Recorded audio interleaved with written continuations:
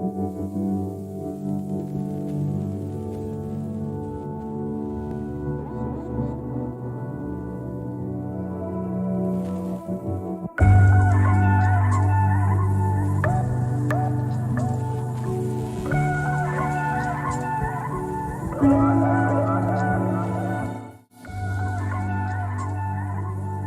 cada dia, nossa sociedade passa por mudanças, seja no âmbito tecnológico, nas suas formas de se comunicar e de pensar. E a forma de educar também muda? Em 2019, nos deparamos com o surgimento do novo coronavírus. E em 2020, com a pandemia, tivemos que reformular de maneira rápida nossos trabalhos, nossas aulas, nossa educação. Do ensino presencial, muitos alunos e professores tiveram que migrar para o ensino à distância para conter o contágio da Covid-19.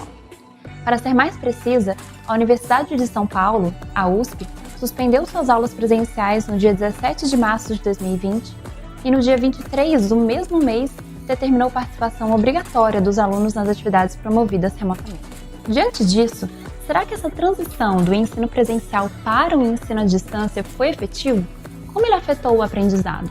Para entender um pouco melhor esse contexto, nosso grupo formulou algumas perguntas aos alunos de universidades que viveram essa situação. Nossa pesquisa contou com 108 participantes, sendo 75% de graduação, cerca de 19% de mestrado e 6% de doutorado. A maioria dos estudantes se encontrava na primeira metade de seus cursos no momento da pesquisa e mais de 90% estavam matriculados em cursos de instituições públicas, contando com 90 alunos do estado de São Paulo, 7 do estado do Rio de Janeiro e os 11 restantes divididos entre os estados do Espírito Santo, Minas Gerais, Pernambuco, Bahia, Amazonas, Amapá e Santa Catarina. A instituição mais presente foi a Universidade de São Paulo, com 78 participantes. Estudantes dos cursos de exatas somaram cerca de 85% dos entrevistados, sendo cursos de física os mais predominantes, com 38% de todos os entrevistados. Na média, os alunos que responderam ao questionário estão cursando 5 disciplinas e passam cerca de 13 horas em aula por semana. Neste questionário, 48% dos entrevistados relataram que aproveitam pouco ou nada o tempo da aula para conseguir entender o conteúdo ministrado, e 47% disseram conseguir prestar atenção em até 30 minutos das aulas apenas. E só 5 alunos afirmaram prestar atenção na aula toda, que normalmente tem duração de 2 horas. Mas será que esses dados são exclusivos de uma aula à distância ou também refletem a realidade de uma aula presencial? Para melhor tentar diferenciar esses dois formatos, perguntamos também se a motivação do aluno foi impactada por esse novo tipo de ensino. Interessante que um total de 68% dos entrevistados disseram ter sua motivação impactada negativamente em aulas à distância comparadas ao formato presencial. 22% disseram que a sua motivação é a mesma e apenas 10% garantiram uma melhora na motivação. Pedimos ainda para que os participantes descrevessem, caso quisessem, como é ministrada a aula que mais lhes interessa. Mas a metade atribuiu ao professor o seu nível de interesse na aula, dizendo que gostam de aulas mais dinâmicas e participativas, com atividades que fujam um pouco do modo tradicional da aula expositiva. Mas e agora? Como docentes, o que fazer para tornar as aulas no formato remoto mais interessantes? Existem vários métodos de ensino que podem contribuir para essa tarefa. Neste vídeo, separamos o método chamado Aprendizado Baseado em Problema, o famoso PBL, da sigla em inglês Problem Based Learning. Aqui, vamos explicar as diretrizes e como esse método funciona e ainda mostrar como ele pode ser aplicado no formato à distância. A abordagem PBL surgiu nos anos 60, na Escola de Medicina de McMaster, no Canadá. Nessa época, o método tradicional do ensino da medicina, que era dividido em 2 partes, uma teórica e outra prática, estava sendo questionado. Muitos alunos formados por esse método estavam tendo dificuldades em conectar essas 2 etapas, ou seja, usar o conhecimento teórico prévio no atendimento ao paciente. Neste contexto, o PBL veio para melhor mesclar essas 2 partes do aprendizado, fundamentando-se na resolução de problemas com o intuito de iniciar, enfocar e motivar os alunos. Bom, e o que é PBL? O PBL é uma das tantas estratégias de ensinagem. Traduzindo, é uma prática em educação que envolve tanto a ação de ensinar quanto a de aprender. O processo PBL, em geral, pode ser dividido em uma sequência de 7 etapas. Primeiro, um caso potencialmente problemático é apresentado aos alunos. Nessa primeira etapa, todos os conceitos e termos devem ser elucidados pelo docente para que todos os alunos possam compreender as informações fornecidas. Em seguida, na segunda etapa, os alunos se reúnem em grupos para definirem juntos um problema e compartilharem suas sugestões de interpretação desse problema. Essa etapa de definição do problema diante do cenário apresentado aos alunos é importante, já que muitos profissionais têm dificuldades em resolver problemas exatamente por não conseguir defini-los. Com o problema definido, na terceira etapa, os alunos então devem realizar o levantamento de soluções hipotéticas. As hipóteses devem ser organizadas, analisadas, sintetizadas e registradas entre os membros do grupo. A discussão dessas ideias pelo grupo nos leva à quarta etapa, que envolve a formulação e a divisão dos objetivos de aprendizagem entre os membros. Esses objetivos de aprendizagem são os conteúdos que deverão ser estudados para validar ou não as hipóteses. Depois disso, vem a quinta etapa, que é a busca por referências bibliográficas que possam responder às perguntas dos objetivos de aprendizagem. Já na sexta etapa, os alunos iniciam um processo de estudo individual ou em dupla, cuja finalidade é o aprendizado dos conceitos disciplinares relativos aos seus respectivos objetivos de aprendizagem. Na sétima e última etapa, o grupo então volta a se reunir para discutir com a finalidade de reinterpretar o problema contando com os novos conhecimentos adquiridos e também com a finalidade de construir uma solução conjunta do problema que é obtida a partir dessa socialização do conhecimento adquirido individualmente. Durante todas essas etapas que constroem o método PBL, são trabalhadas diversas operações de pensamento, mas talvez as principais sejam a interpretação, a identificação, a busca por suposições, a elaboração de hipóteses, a obtenção e organização de dados, o planejamento, decisão e crítica.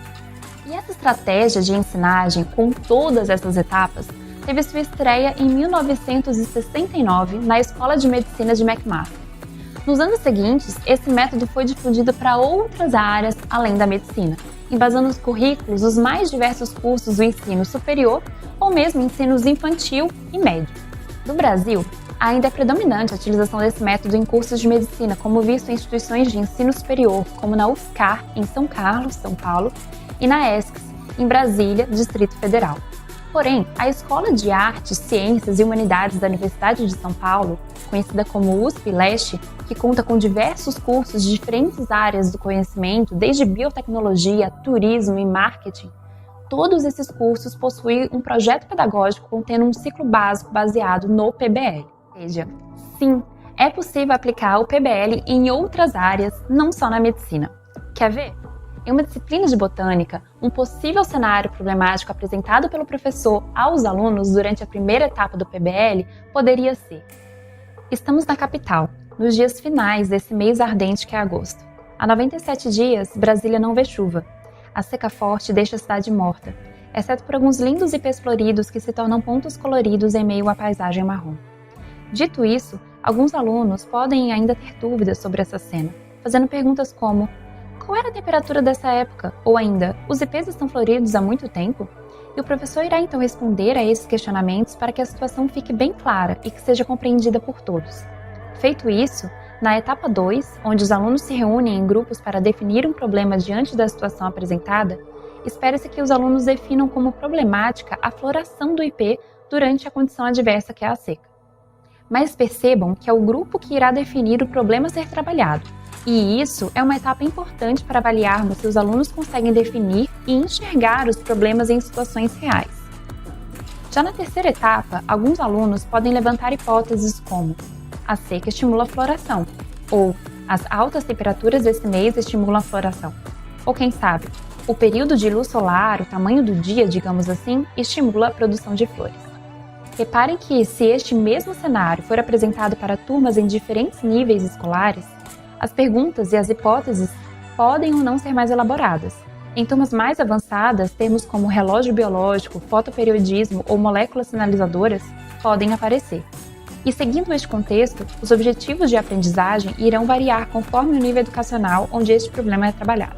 Então, na quarta etapa do PBL, o entendimento desses termos anteriores pode aparecer como objetivo de aprendizagem. Por exemplo, definir e relacionar o efeito do relógio biológico da planta na sua floração, ou até mesmo pontuar vias moleculares envolvidas na detecção do fotoperiodismo.